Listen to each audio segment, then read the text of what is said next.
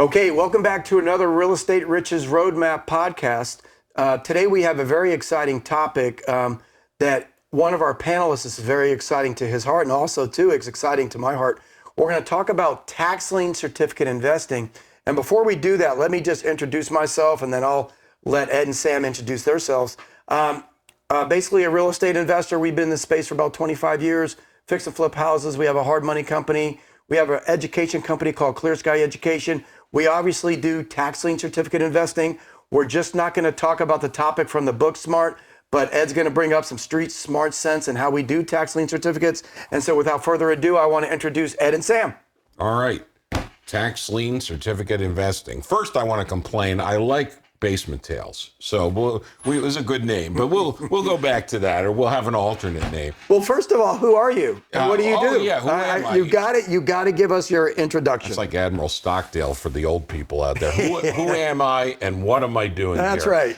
So I'm a part of Clear Sky Education. A group of three of us do that, and have a pretty good sized group of students who come in and look to us for mentoring on the Real Estate Riches Roadmap. And we also tell them a lot of basement tales, which are the sort of our little phrase for weird happenings and unusual experiences that have informed us over, I don't know, decades now of doing this stuff, which we always laugh about and have a good time doing this stuff, frankly. So for our students, we have done tax lien investing as one of the blocks of topics that we talk about in the classes.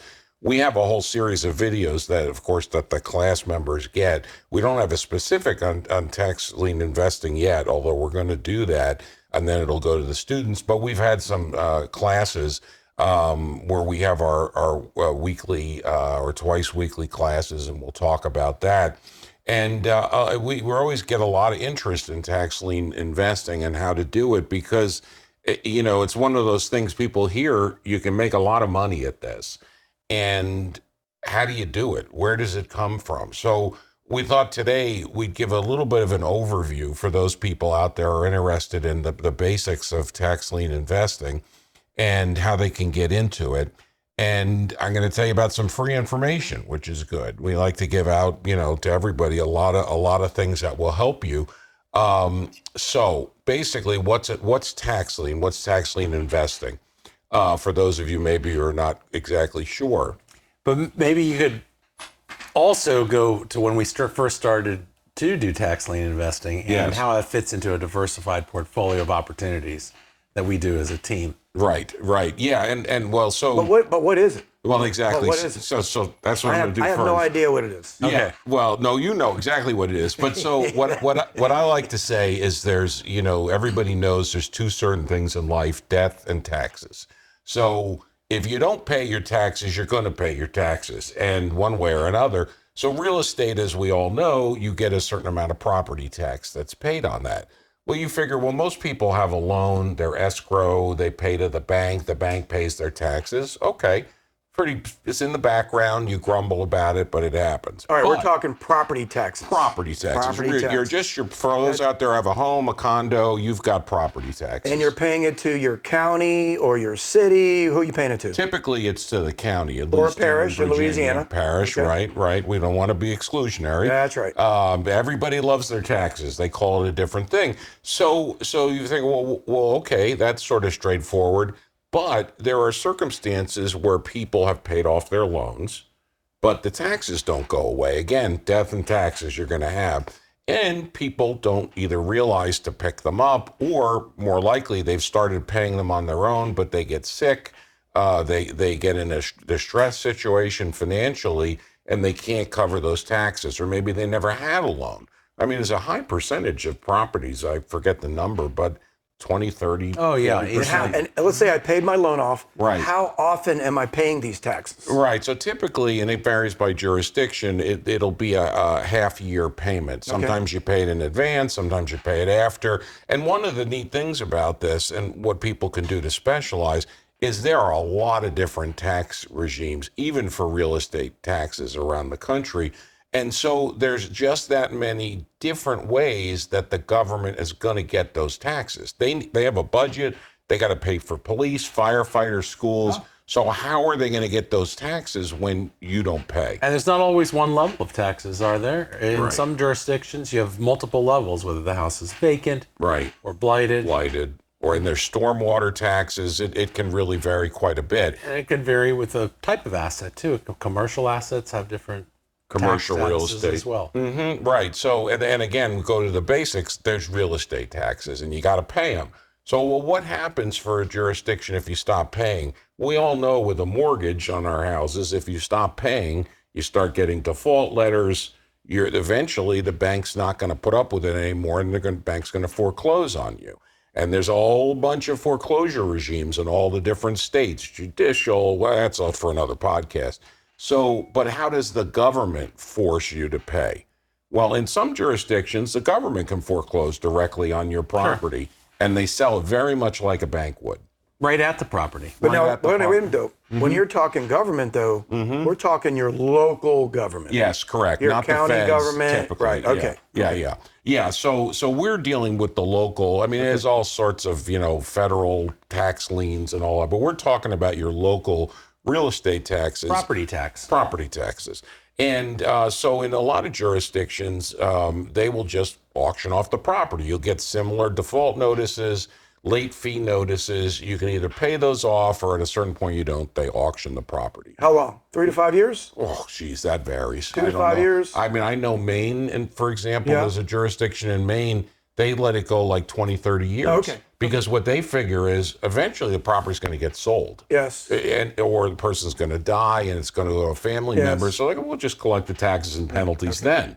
So But again, if you have a jurisdiction that's got a lot of assets that are defaulting, they are more aggressive because they're relying on to pay their current operations from the tax base. Well, that's where tax liens come in. When you talk about being more aggressive, a lot of jurisdictions don't have the person power, let's say, to go out and do all these foreclosures.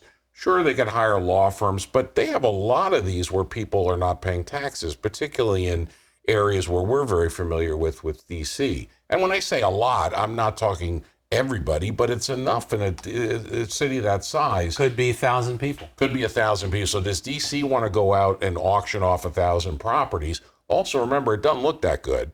This is the government. It's bad enough people don't like banks, but when the local government's auctioning your property. So this is where my theory as to where tax liens started, and they've been around forever. What DC does is if you don't pay the taxes, there's automatically a lien for back taxes that goes on your property. And that's true for most jurisdictions. So again, one way they collect it is foreclosure. And another way they might, do other things to collect those taxes. And usually they send late letters and all that. But at a certain point they go, okay, this is a problem. They owe $10,000, $20,000 more in taxes. This ain't working, or to use a fancy legal term, if it ain't working. So we got to get the money. Well, we're running the government. We don't have time for that. We have barely enough time to deal with the firefighters and the police. So they sell the tax lien. This is the tax lien investing concept. So, and I'll often refer to DC because I do a lot there. But again, many jurisdictions do this. They will say, okay, now there's a $10,000 back taxes on 1, 2, 3, 4. I was going to say Easy Street. We actually own a property, 1, 2, 3, 4 Easy Street. But let's say it's on 1, 2, 3, 4 Jones Street. And so we didn't pay our taxes last year. Mm-hmm. So $10,000 has accrued last year. Right. Then what happens? And sometimes over multiple years until it happens. Okay. Some places will wait. They figure they'll deal with it. So a lot of places will auction off either online or in person, or again, a lot of different variations of this. But the general concept is they will auction the tax lien, and we or other investors buy them. And then they don't have to worry about it, because they know the private investor has an interest in getting that money. And so what a lot of jurisdictions do, they may charge a 15, 18, 20+% interest on the back due taxes as a penalty. So the jurisdiction will sell you the tax lien. If the DC, let's say, is owed $10,000, they will sell me the tax lien for $10,000. They're thrilled. DC's got the money today. It's done, out of my hands. And then they say, all right, Ed Grass and Clear Sky, you guys deal with it. You guys try to get the money back by doing what? We foreclose on the property. So what do we get in exchange for that, aside from the Well, foreclosure? first of all, don't how- we get the interest? Like in DC, the auction's usually once a year, right? Right, that's right. Some are multiples, but typically most jurisdictions are once a year. And I'm going to tell everybody how to PG find County, this. Montgomery County, Maryland, they're once a year. Florida, New Jersey, there's a lot of different places. Okay. do Well, them. they can have a special auction too. There's a lot of different Okay, all right. variability. Right. So, but again, we're at the bird's eye million mile view. But this is all public information. Yes, and I could pause now and say everybody finds that, but so we're getting there. I'll tell you how to find out the basics for free about this stuff. So All right, so now we have, wait a minute. So now we own a $10,000 tax lien certificate. right. What's it entitle us to? What does that mean? Right. So typically the jurisdiction says In DC, let's in say. DC, Okay. let's use DC as an example. DC charges 18% on past due taxes. So DC says, hey, tax lien investor, you can have that because you've paid the $10,000 off. Now it's still accruing though 18% So interest each year I'm getting $1,800 back. on that 10,000. 10,000. Yes. Now there is a higher level complexity, which is important to understand. There is an auction. So somebody might bid $20,000 for a $10,000 certificate. So DC gets $20,000. They use $10,000 in their current account. They put $10,000 in escrow. You'll see what. But So what does then at that mean? point, you're making 9% off your $20,000 the first. Bingo. Right. The combined, you get 0% on 10,000, 18% on 10,000. The blend. 9,000, 20,000. 9%. 9%, 20,000. Still very good. Because, Still good. Because this tax, so that what the person who has this unfortunate tax lien against them can pay it off. But what does it look like? So it's just a little piece of paper. Piece of paper. Piece of paper, Piece of just like paper. any other deed or lien or whatever But you hold want. on, no. Who owes you the money? Yeah, right. So the taxpayer. Not the owner of the property. They don't owe you the money. Well, not directly. And not, DC does, right? Yeah, right. So in most jurisdictions, they still have to pay the jurisdiction. So let's say somebody has a $10,000 tax lien. It's sold. A year later, they get the money together. They jobs restarted. They paid off their medical bills, whatever caused the distress. So the person would then, after a year, have to pay $11,800 to DC. Plus penalties too, right? Plus penalties penalty? and other Okay. things go to DC. And then DC would turn around and send us $11,800. So, and your legal fees are typically reimbursed, which gets very complicated, but the basic sense is you get basically everything back plus interest. My simplistic mind, I like to put simple labels and things. I call that the booby prize. That's the booby prize. Which is really kind of, that's old people talk, I suppose. But it's really better than that. Obviously, you're getting back. But actually, interest. though, you're ecstatic about your 18% Absolutely booby prize. right, even 9% because Ecstatic. right Yeah. because Virtually risk-free. we'll get to that. sort of. There's a lot of risk, but if you don't know what you're doing. But in general, let's say the property is worth $500,000 and there's a $10,000 tax lien. Your tax lien moves ahead of everything. If there is a mortgage, or they take a mortgage out Okay, you mean it moves ahead of everything on the title chain? on the title chain. So if the mortgage passed to pay off the loan the loan gets paid off for some reason, the tax lien holder has to be paid off has first. to be paid through the city. It's a senior lien. It's a senior lien. There's Senior very lien. little that gets ahead of it. A few water lien things, nothing too much to worry about. But so they get their situation together. Maybe an heir sells the property at the closing table. That's going to be the very first thing that has to be paid. All the other expense, then the rest of the money goes to the person. So that's, and frankly, that's the most typical thing that happens with a tax lien. So we talk a lot 99 out of 100? but 49 out of 50? What? depends on the jurisdiction. DC about 99 out of 100 or 199 out of 200. Okay. A lot. It's very So the common. 199 out of 200, the money comes back to you. You own your 18%. The lien is paid off. Right. You're done. As an investor, you're out of the picture, right? Right. So it's almost That's like very passive. You don't have to be very engaged. If you know the asset's worth enough, you don't even really have to worry with that. You just show up to the auction one time. Yeah. Right. And now what happens if you want the property? Well, but a couple want things it. just to show a little taste of the complexity. DC, for example, if you get the tax lien certificate and you do nothing for a year and a day, the tax lien certificate goes poof like a magic act. It's no longer worth anything. Like, what? Well, because they want you to get this fixed. So you have to file a foreclosure action. You, the tax lien investor, have to file a foreclosure action on the property. And there's all sorts of other people you have to notify and whatever. But again, those attorney's fees are reimbursed a certain amount with some complexity.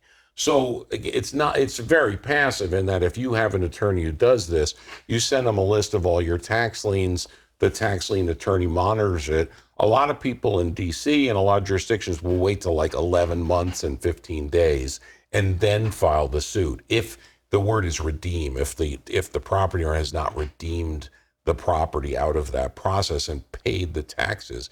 So, because, hey, if you got wait a one minute. at But wait a minute. In the meantime, the current year's property taxes is still growing, right? Right. And so to redeem, typically not the person who has the tax lien against them has to pay the old taxes, the interest, the penalties, and new taxes that have come out.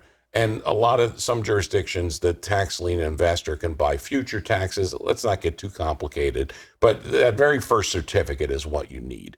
But at a certain point, you've got to foreclose. Again, this is DC. Some jurisdictions like Florida separate the tax lien and what comes next. In other words, there's sort of a tax lien that bears interest, and then there's a foreclosure process, and both through the sort of tax administration. And I've not done a lot with it, but Florida has its own system that sort of breaks it up.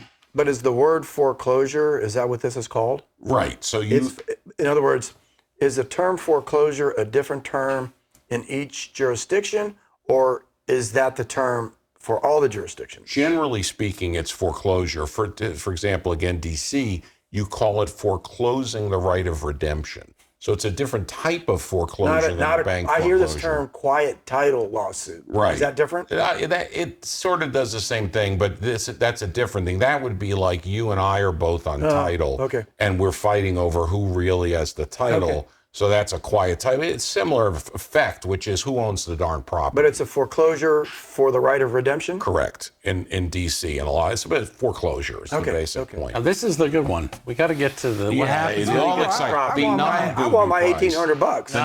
No, I like my $1,800. I like the property. No, this is you where like the property. I like the $1,800. This is where I get to be the late night infomercial guy. I remember these real estate things where they'd say, you can get a property for $500. You remember that stuff? Yeah. I mean, this is long before I ever got involved in real estate. Like, and we have. Well, we got to tell that story. Can we tell that story again? This is a one-off. I'll tell you the story. But so you get the tax lien. You go to foreclose the right of redemption. The person who's on title can pay it. Their heirs can pay it. A bank with a mortgage can pay it. But what if all of those don't exist? But they all have to be notified. They have to be notified and given a chance. Okay. So, and again, there's the complexity. But if there's no mortgage, you have to notify them. But you have to notify the person who's on title. In DC and a lot of other places, if that person has passed away, you have to search for heirs and you have to notify the heirs. And so there's all sorts of notice that goes out. But an heir may not be interested, and you'd be shocked, right? Like there's a property that you have an interest. Yeah, right. They just don't want to deal with it. But when can you file this foreclosure action? When? There's usually a waiting period. In DC, it's 6 months. Okay. You can't file before then, but you can file after a year. So you have a 6-month window to file. Oh, wait a minute. So that 6 months, though, is jurisdiction specific. Right. Could be longer, could be shorter. All of these rules. Yeah. All of these rules. We're talking at a really high level. Like I say, Florida splits out the interest tax lien and the possibility of getting the property, which is Sam's over there. Like, I want the property. Okay. So you notify. Mm-hmm. Wait a minute. 6 months to a year? Yeah. What happens if it gets a year and a day? You can't file? That's the one where your tax lien goes poof. It's worthless. You don't get any more interest, and you don't get any more foreclosure. Wait a minute. After the first year, you get nothing. Yeah. No. Wait a minute. A year goes by, Yeah. year and a day. Yeah. I didn't file. Didn't do anything. Yeah. Yeah, but that $10,000 is still accruing at 18% interest, isn't it? For the jurisdiction, it is not for you anymore. You're out. You're out. What do you, Failure to act.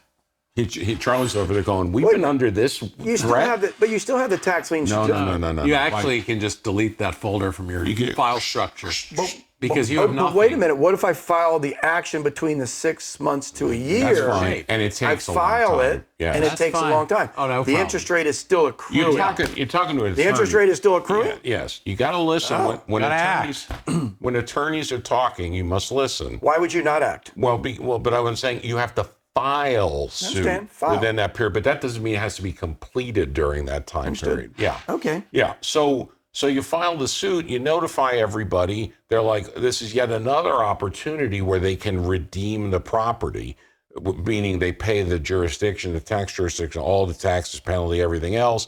Then the tax lien certificate is ripped up, but the jurisdiction pays us with interest, and we have what I've called the booby prize. Oh boy, we have to suffer with 10%, 18%, I'm sad. 21% interest. Very sad. You're sad all the way to the bank because, sad. especially we've been doing this when interest rates were down at 3 and I'm even more sad. Yeah. So that difference was really good. A lot of these rates were set in the 80s. How do when I get interest my rates house were for high. $500? Yeah, he wants the house. So I've notified. I don't believe you. That's never happened. Yeah. Well, we've got. Yes. happened. Early today, we got one. That's part of half the reason we're talking about it. But so you file the suit. You've notified everybody. There's certain time periods that have to elapse, all under the law of the jurisdiction. But at a certain point, if nobody has paid off the taxes, the court's going to say you can foreclose, just like the bank. Once the right of redemption is foreclosed, then that means we, the tax lien certificate, instead of getting paid back by the tax jurisdiction, we get the house. So the house becomes titled in our company's name. In D.C., the mayor signs a deed and gives it to you. Correct. And then you have to deed. We then have to bring the taxes current. More taxes will have accrued. So the $10,000, we might have to put up another $20,000 in taxes.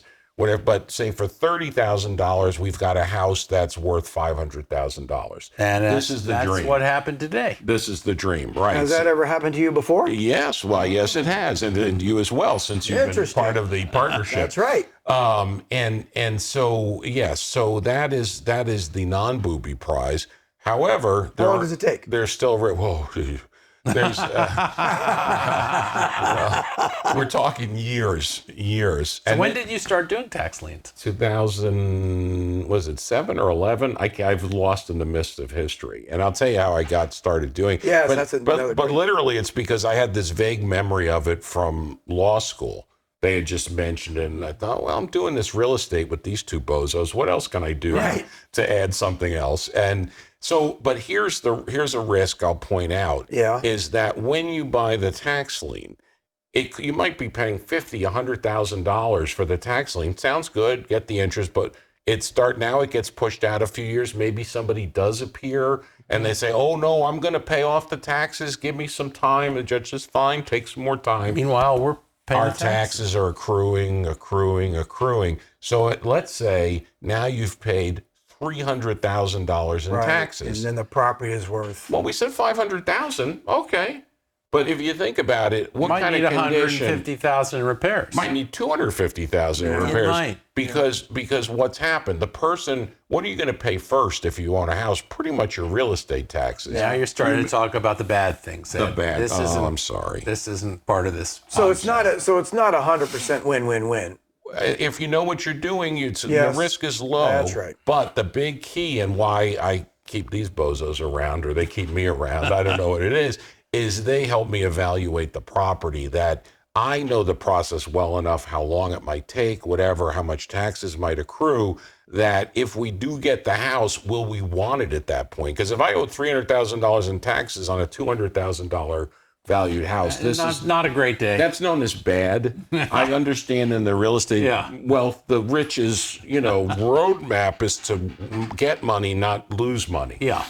So there are risks like that involved. That's why you'll see a lot of times in D.C., people will love to get tax liens on houses on Northwest, which has always been the Tony part of DC for those out there. So they figure, I can't go wrong. It's in Northwest, it's $10,000, I'm going to be fine. But those also get bid down, the interest rate gets a little lower. That's a whole other story. So then you get the property, you fix it up, you sell it. That's what you guys are expert at. Sam is very good at executing on that. So we just got literally a property this morning. Yeah. So this was a very fast tax lien, reasons I won't bore you with, fast. This was from July of 2023. And then we actually got the tax lien in December of 2023. And now we're in March of 2025. That's fast. But in tax That's lien, less than, wait a minute, that's less than a year and a half. Is that what? Yeah, something light like year. that. Yes, in that's tax year lien fast. monopoly, though, we now have two houses Right. on that same street, just a Right. few from each other. Oh, that's right. We got the other we had- one in we had- 2017. Yeah, so we only have one more, and we'll have a hotel in tax lien monopoly. That's right. on No, the, really. That's on the right. townhouse. No, we sold the other one. That's I don't right. think we can take it back. No. What he's talking about that is like Monopoly. When you own some cases, well, Park Place and Boardwalk is 2 properties, but if you, most of them are 3. This is definitely I guess not Mediterranean Park, this is and definitely Baltic are not 2. Park Place and Boardwalk. These they're are definitely 2. not. So This if is you own Blaine 2 and or Blaine. more properties on the same street, it doesn't matter if you've already fixed and flipped it years ago. Yeah. That's still considered a monopoly. Okay, I like so that. that's that's where monopoly. we're heading. So we towards. need That's what another we're heading to. Blaine, is Yeah. what you're We need saying. another Blaine to make it a trifecta. Yeah. That's our 3 property on Blaine. And That's our monopoly. We've got another double on Jackson. Oh, So that's we're right. getting close. Yeah, we're trying getting to- close to a monopoly. Well, it's certainly easier for you to go drive and look at them when they're on the yeah. same street. Oh, yeah. We're going to get Ken's house. There's your monopoly. So, and Not that Jackson. You don't even know. Oh, you In didn't the need district, Jackson where there's you a- got, okay. No, different And by the way, for you people who don't like the long game, again, like Prince George's County, Maryland, it's that foreclosure process is more like 6 months. So they move it along a lot quicker. I mean, you have to wait You mean to 6 file months to get your title? of the litigation. Yes. Oh, wow. Yes, it's a incredible. little bit, but there's a Right, so it's a different, all right. it's a different process. It's a different Yeah, process. Okay. And now, finally, I promised people I was going to give them some free information here. So, But I thought all this other, this has been free. well, I still want my $1,800. I thought you were paying me 10,000. for this. Yeah. Oh. Yeah. But so, first of all, for those of you like, this sounds interesting, and it really is, you got to do your homework. I think you've gotten the point from that because I'm pointing out some weird things. So, this is the sophisticated way in which you can find out about your jurisdiction or jurisdictions near you. You could, for example, put in Prince George's County tax sale. That, I promise you, Google will take you right to a website about Prince George's County tax sales. And the Google thing works pretty good. And for most states, very little Googling if you talk about tax certificates, but put the jurisdiction in. You might be able to do, for example, Florida tax certificates or Florida tax foreclosure, and you will get to that jurisdiction's website. It's not the only thing you'll learn. If you go to that list and you get a list of the tax Well- liens and you go and look at those properties, you'll get to know all the areas in your community Yeah, that but need let's- redevelopment. Yeah, but let's back up a little bit. Well, all right, but wait, come on, I got to give some more free Virginia information. doesn't work this way. Well, right. We'll get back to that. Some of the jurisdictions, many of them, are really good.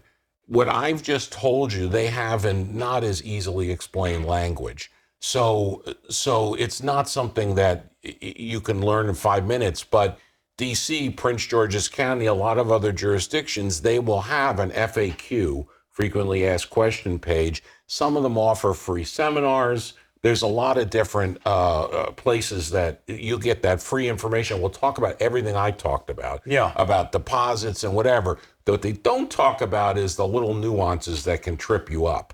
I mean, they even talk about the 1 year to file or you lose all your money and all of that, but there are definitely nuances, and you'll, in a lot of jurisdictions, once you understand the basics, what I did way back in 2011, I'm an attorney.